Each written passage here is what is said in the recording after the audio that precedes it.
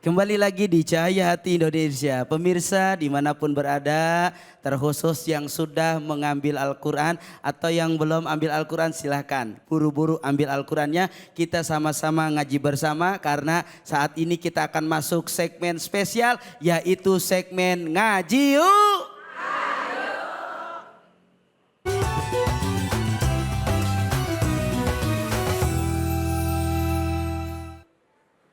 Assalamualaikum warahmatullahi wabarakatuh. Alhamdulillahirabbil alamin. Allahumma salli ala sayyidina Muhammad wa ala ali sayyidina Muhammad. Pemirsa Cahaya Hati iNews yang dimuliakan Allah Subhanahu wa taala, ibu-ibu yang Masya Allah luar biasa, yang semangat menimba ilmunya, mentadaburi ayat-ayat Allah luar biasa. Mudah-mudahan kita senantiasa diberikan taufik, hidayah, inayah oleh Allah Subhanahu wa taala. Di segmen yang spesial ini kita akan mengaji suratul A'raf. Surah Al-A'raf dimulai dari ayat 16 sampai dengan 17 pemirsa. Kali ini di segmen ini saya ditemani oleh qari kita. Kita kenalan dulu. Assalamualaikum. Waalaikumsalam. Masya Allah. Siapa namanya Ustadz? Nama Miftah, Ustaz. Nama Miftah. Masya Allah. Bantu kita Ustadz ya ke jamaah. Hari ini kita akan membaca surah Al-A'raf ayat 16 sampai 17. Pemirsa yang ada di rumah boleh siapkan catatannya, mudah-mudahan kita bisa mencatat ad-durus al-mustafadah, poin-poin penting apa yang bisa kita aplikasikan dalam kehidupan sehari-hari. Baik, sama-sama kita simak ayatnya, nanti Ustadz Miftah akan membaca, lalu kemudian kita ulang, diterjemahkan dan kita simak apa maknanya. Fadhal Ustadz. A'udzu billahi minasyaitonir rajim. Sama-sama. A'udzu billahi minasyaitonir rajim. Bismillahirrahmanirrahim. Bismillahirrahmanirrahim. Qala fabima aghwaytani la aq'udanna lahum siratakal mustaqim. 1, 2, 3. قال فبما أغويتني لأقعدن لهم صراطك المستقيم ثم لآتينهم من بين أيديهم. Bagus sekali. Sebelum kita lanjutkan, kita simak dulu terjemahan ayat ke-16. Monggo dibaca Ustaz. Ayat ke-16. Qala fabima aghwaytani la aq'udanna lahum siratakal mustaqim. Silakan Ustaz. Iblis menjawab, karena engkau telah menyesatkan aku, pasti aku akan selalu menghalangi mereka dari jalanmu yang lurus. Oke, cukup di situ sebentar Ustaz, nanti kita akan lanjutkan. Bismillahirrahmanirrahim. Qala fabima aghwaytani la aq'udanna lahum siratakal mustaqim. Iblis ngomong. Siapa yang ngomong? Siapa? Apa kata iblis? Fabima aghwaytani la aq'udanna lahum siratakal mustaqim. Karena engkau telah menghukumi saya tersesat ya Allah, saya berjanji saya akan membuat manusia jauh dari jalan siratal mustaqim, dari jalan yang lurus. Ayat ini behind the scene-nya begini. Sejarahnya waktu itu iblis disuruh bersujud kepada Adam. Tapi iblis tidak mau. Begitu kan? Lalu kemudian Allah menghukum iblis, mendeportasi iblis dari surga, menurunkannya dari surga. Setelah diberi hukuman oleh Allah, iblis kemudian alih-alih bertaubat, mengakui kesalahannya, dia menganggap bahwa sebenarnya yang membuat dia keluar dari surga karena Allah salah menghukumi. Allah tidak adil. Allah tebang pilih. Sebenarnya yang benar adalah saya, kata iblis. Bukan Adam. Tetapi karena terlanjur Allah sudah menghukumi saya salah, saya berjanji akan membalas dendam kepada anak manusia, Adam dan keturunannya. La aq'udanna lahum, saya akan benar-benar menghalangi manusia dari jalan Allah yang lurus. Siratal mustaqim. Siratal mustaqim. Saudara-saudara yang dimuliakan Allah Subhanahu wa taala. Jadi salah satu sifat setan yang harus kita contoh apa? Al-hiras, punya semangat yang tinggi, punya himmah yang kuat. Halo, Assalamualaikum. Halo, halo. Belajar itu bukan cuma dari orang baik, tapi juga dari yang gak baik. Setan bisa jadi guru kita. Apa yang bisa kita contoh dari setan? Setan memberi kita contoh, jadilah orang yang semangat. Mana dalilnya? Coba lihat ayat 17, sama-sama kita simak, kita ulang yang sudah dibaca oleh Ustadz Miftah tadi. Ulangin sekali lagi Ustadz. Summa la'atiyannahum. Bismillah. Summa. Thumma la'atiyannahum min baini aydihim. Cukup. Sama-sama. 1, 2, 3. Thumma la'atiyannahum min baini aydihim wa min khalfihim wa an aymanihim wa an syama'ilihim.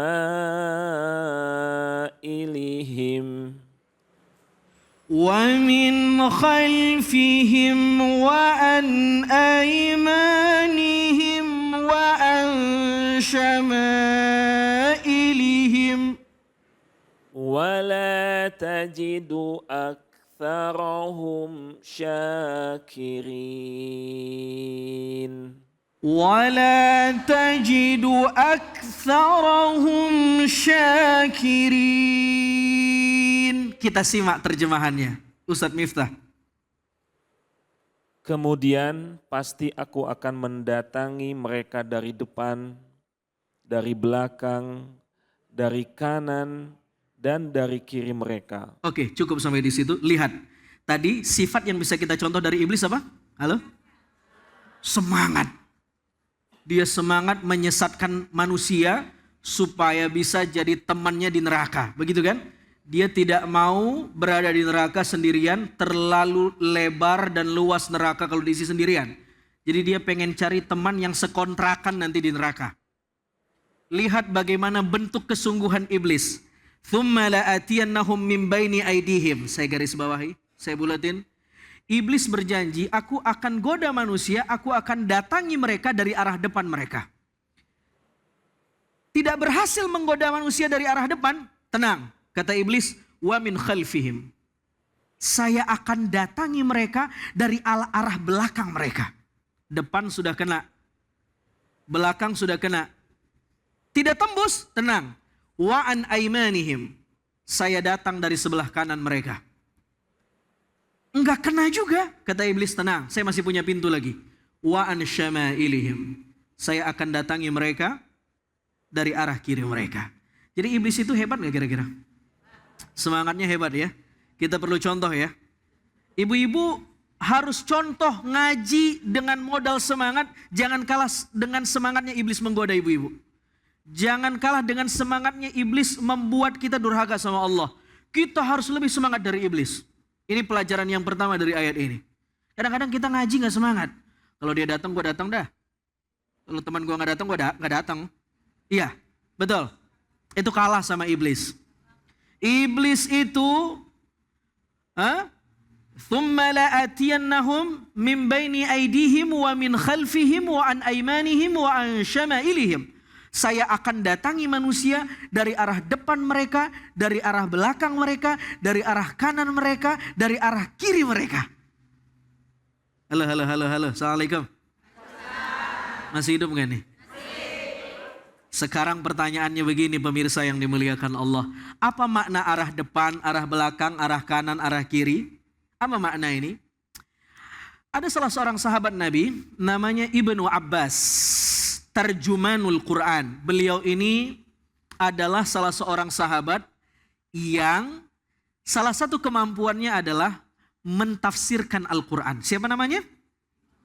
Bagus sekali, simpen namanya baik-baik, hafal. Karena menghafal nama sahabat itu membuat kita termotivasi mengikuti amaliyah sahabah. Kita termotivasi mengikuti para sahabat Nabi SAW. Ibnu Abbas ini sahabat yang pernah didoakan oleh Nabi begini. Allahumma, sama-sama. Faqihhu fid din wa'allimhu at-ta'wil. Gara-gara doa ini, doa yang dibacakan Nabi di dada Ibnu Abbas jadi orang yang ahli Quran. Ibu-ibu kalau punya anak pengen hafal Quran, jadi ahli Quran, bacain ini ke anak. Allahumma faqihhu fid din wa'allimhu at-ta'wil.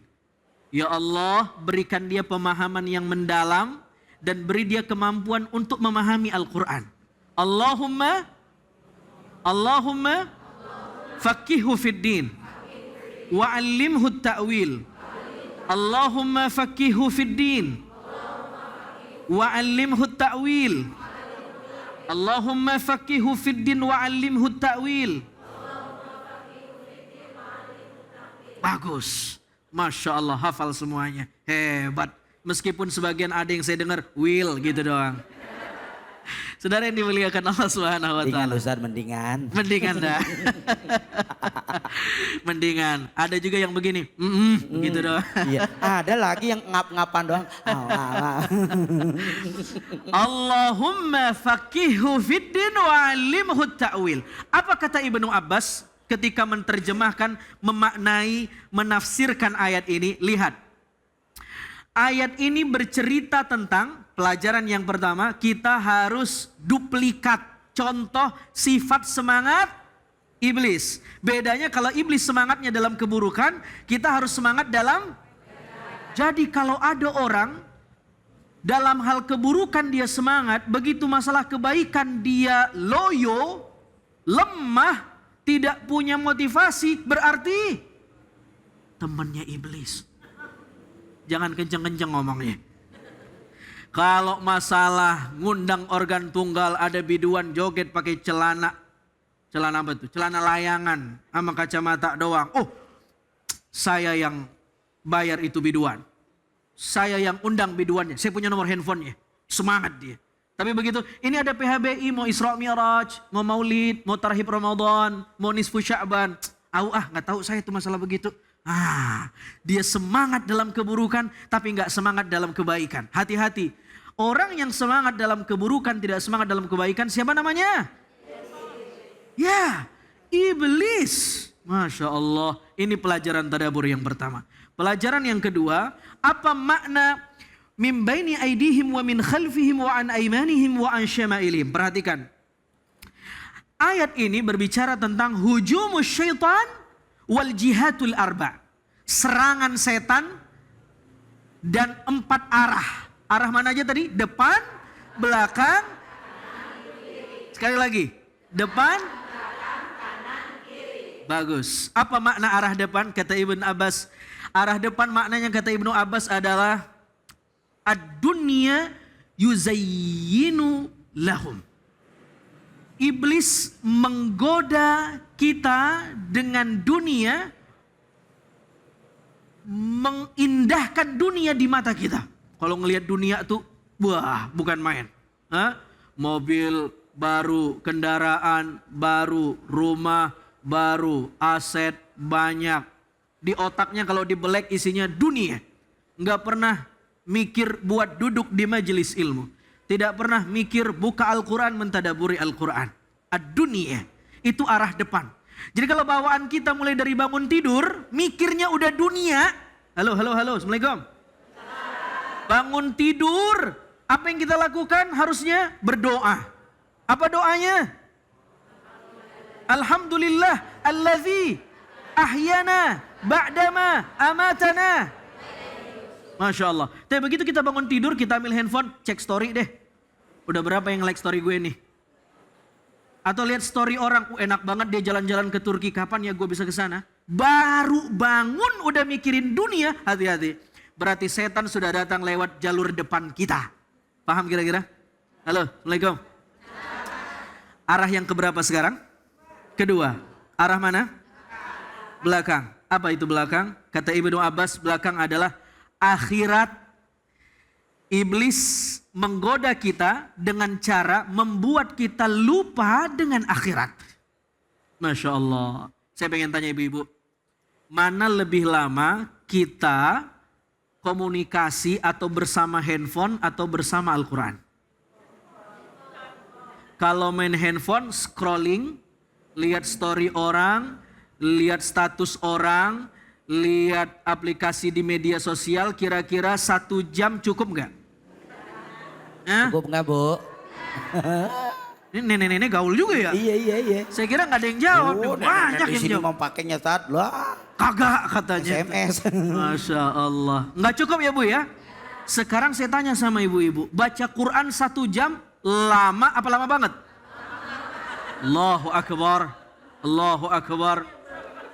Berarti portal pintu belakang kita sudah di-distract sama setan. Sudah disusupi sama iblis. Kita lebih memprioritasi dunia dibanding akhirat. Tadi kita sudah belajar bagaimana cara menyeimbangkan dunia dengan akhirat. Maka setelah kita ngaji tadabbur surah ini, kita jaga, kita tutup pintu depan dan pintu belakang dengan portal iman kita. Setuju? Setuju? Sekarang arah yang keberapa? Arah mana itu? Kanan. Apa kanan itu? Kata Ibn Abbas, kanan ini adalah lambang atau metafor dari kebaikan-kebaikan. Iblis yang menggoda manusia dari arah kanan, manusia itu bawaannya enggak mau buat kebaikan. Tidak ingin, tidak termotivasi buat melakukan sesuatu yang baik-baik. Enggak mau. Itu arah kanan. Arah kiri yang terakhir, iblis datang dengan cara menggoda kita, dengan cara merusak pikiran kita bahwa maksiat-maksiat itu enak, indah, menyenangkan, candu. Sehingga ada orang yang candu dengan maksiat. Maka levelnya macam-macam. Ada orang berbuat maksiat, sekali buat maksiat dia nyesel. Ini namanya masih nafsu lawamah. Dia buat maksiat, habis buat maksiat nyesel. Astaghfirullahaladzim, kok saya bisa begitu ya? Ini level pertama. Level kedua, dia buat maksiat tapi sudah tidak menyesal. Tapi sudah at-tana'um, menikmati maksiatnya. Enak juga ya. Wah, ini hati-hati. Ini setan udah jadi temannya nih, biasanya. Tidak ada peluang maksiat pun, dia nyari-nyari. Kenapa? Sudah bersahabat dengan setan. Di level yang ketiga lebih parah lagi. Bukan hanya menikmati maksiat, dia nyari teman untuk bermaksiat bareng. Wah, ini bukan temannya setan, dia udah jadi setan itu sendiri. Saudara yang dimuliakan Allah Subhanahu wa taala. 1, 2, 3, 4. Ini pintu setan. Saudara yang dimuliakan Allah, menariknya kata para ulama, perhatikan ayat ini. Arah depan sudah diblokir, arah belakang sudah kena, kanan sudah kena, kiri sudah kena. Mana arah yang belum didatangi iblis? Atas. Selain atas, bawah. Ada 2 arah yang tidak disebut Al-Quran, atas dan bawah. Kenapa? Para ulama menjelaskan, karena atas itu adalah ramzud doa, kiblatud doa. Atas itu adalah kiblatnya doa. Kalau kita doa begini apa begini? Kenapa begini? Karena atas itu kiblatnya doa. Oke? Atas itu adalah simbol dari perlindungan. A'udzubillahi minasyaitonirrajim. Begini kan? Dan Allah yang suruh. Wa imma yanzaghannaka minasyaitan. Kalau kamu digoda setan, diganggu oleh setan, maka kata Allah, fasta'idz billah. Berlindung sama Allah. Berlindungnya ngapain? Arah atas. A'udzubillahi minasyaitonirrajim. Setan tidak bisa masuk lewat pintu ini. Yang kedua, setan tidak bisa masuk lewat pintu bawah. Apa makna bawah? Kata para ulama mengatakan bawah itu adalah Ramzus sujud wassalah. Simbol dari sujud dan sholat. Setan tidak mungkin bisa masuk lewat pintu sujud karena gara-gara sujud dia keluar dari surga. Ingat tadi kisah ayat ini yang pertama?